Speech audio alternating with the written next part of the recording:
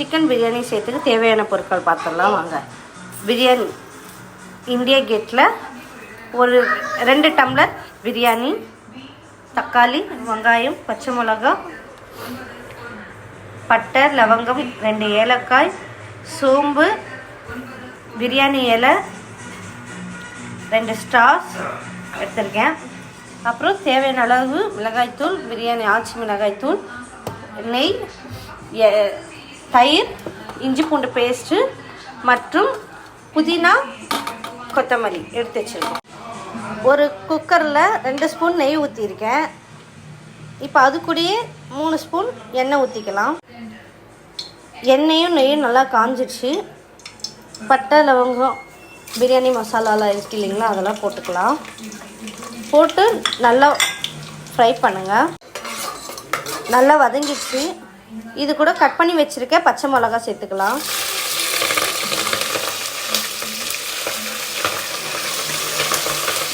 பச்சை மிளகா நம்மளுக்கு இந்த அளவுக்கு நல்லா ஃப்ரை ஆகணும்.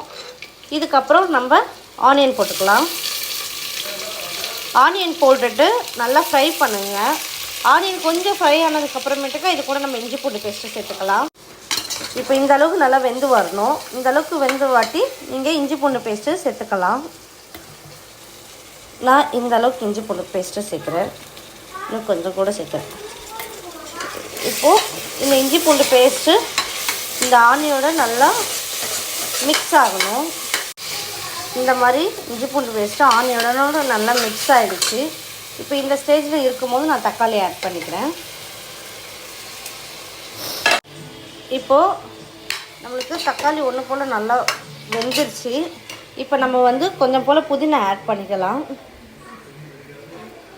புதினாவும் கொத்தமல்லி கொஞ்சம் ஆட் பண்ணியிருக்கோம். கொஞ்சமாக கொத்தமல்லி கொஞ்சம் புதினா சேர்த்து வச்சுக்கோங்க, ஏன்னா கடைசியாக போடணும்.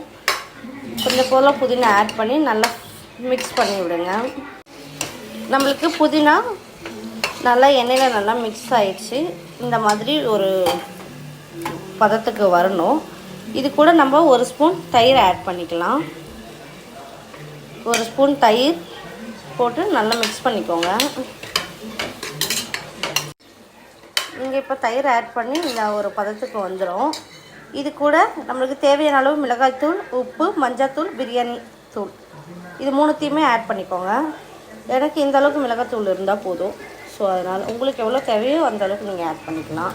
ஏன்னா நம்ம பச்சை மிளகாய் போட்டதுனால ஆல்ரெடி மிளகாய் அதில் இருக்கும். ஸோ அதனால் நம்ம கொஞ்சம் கம்மியாகவே ஆட் பண்ணிக்கலாம். நான் பிரியாணி தூள் கொஞ்சம் சேர்க்குறேன். கொஞ்சம் போல் நம்மளுக்கு எவ்வளோ அளவுக்கு தேவையோ அந்த அளவுக்கு நம்ம உப்பு சேர்த்துக்கலாம். உப்பு சேர்த்து நல்லா ஒரு கிளறுங்க. இப்போ நல்லா மிளகாத்தூள் வாசம் நல்லா போயிடுச்சு. நல்லா வெந்து வந்துச்சு. இது கூட நம்ம சிக்கனை ஆட் பண்ணி கிளறி விட்டுக்கலாம். இது கூட நம்ம ஒரு 1/2 லெமன் ஜூஸ் ஆட் பண்ணிக்கலாம்.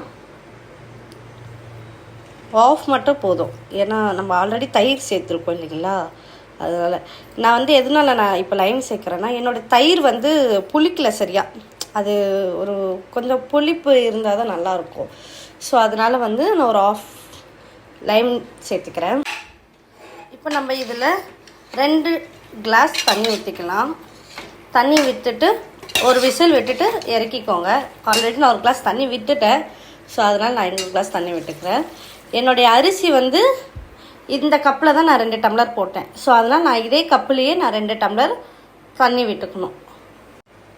இது இப்போ நல்லா கலரையாச்சு ஃப்ரெண்ட்ஸ். இப்போ நம்ம இதில் இன்னும் அரிசி இன்னும் ஆட் பண்ணவே இல்லை. ஸோ இப்போ நம்ம சிக்கன் நல்லா வேகணும் இல்லைங்களா, அதனால் இப்போ நம்ம ஒரு விசில் விட்டுட்டு எடுத்துக்கலாம். இப்போ நம்ம ஒரு விசில் விட்டு எடுத்துக்கிட்டோம். இப்போ நம்ம இதில் ரைஸ் ஆட் பண்ணிக்கலாம், அரிசி ஆட் பண்ணிக்கலாம்.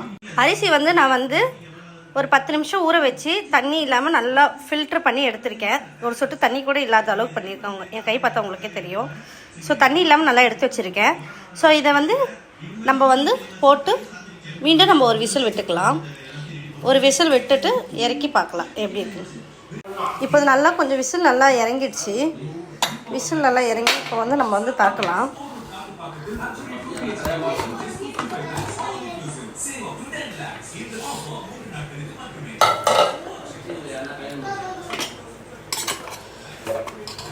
இந்த மாதிரி